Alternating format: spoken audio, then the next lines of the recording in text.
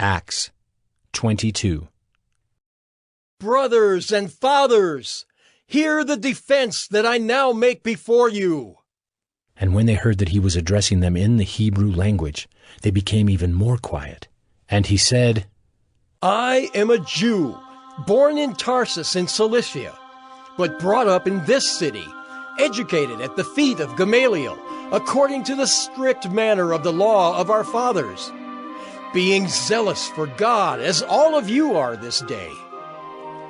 I persecuted this way to the death, binding and delivering to prison both men and women, as the high priest and the whole council of elders can bear me witness.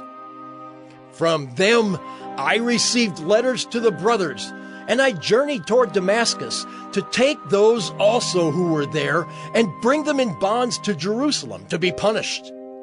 As I was on my way and drew near to Damascus, about noon a great light from heaven suddenly shone around me.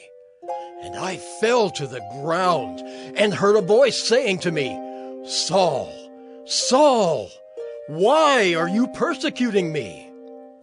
And I answered, Who are you, Lord?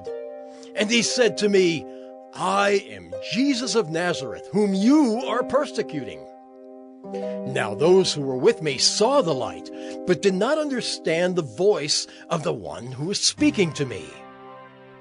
And I said, What shall I do, Lord? And the Lord said to me, Rise, and go into Damascus, and there you will be told all that is appointed for you to do. And since I could not see because of the brightness of that light, I was led by the hand by those who were with me, and came into Damascus. And one, Ananias, a devout man according to the law, well spoken of by all the Jews who lived there, came to me, and standing by me said to me, Brother Saul, receive your sight. And at that very hour I received my sight and saw him. And he said, The God of our fathers appointed you to know his will, to see the righteous one, and to hear a voice from his mouth.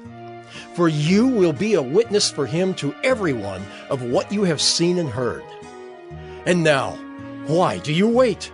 Rise and be baptized, and wash away your sins, calling on his name.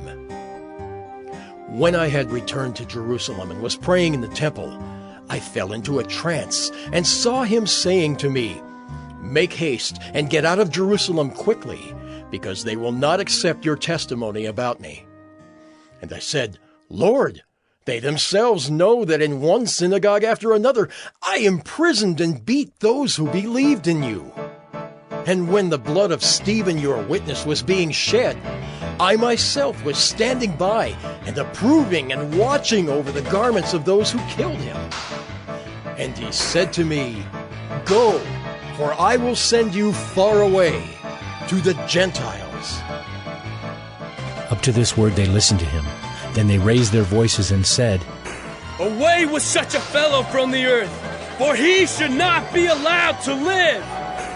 And as they were shouting and throwing off their cloaks and flinging dust into the air, the tribune ordered him to be brought into the barracks, saying that he should be examined by flogging to find out why they were shouting against him like this. But when they had stretched him out for the whips, Paul said to the centurion who was standing by, Is it lawful for you to flog a man who is a Roman citizen and uncondemned? When the centurion heard this, he went to the tribune and said to him, What are you about to do? For this man is a Roman citizen. So the tribune came and said to him, Tell me, are you a Roman citizen? And he said, Yes. The tribune answered, I bought this citizenship for a large sum. Paul said, But I am a citizen by birth. So those who were about to examine him withdrew from him immediately, and the tribune also was afraid, for he realized that Paul was a Roman citizen and that he had bound him. But on the next day, desiring to know the real reason why he was being accused by the Jews, he unbound him and commanded the chief priests and all the council to meet, and he brought Paul down and set him before them.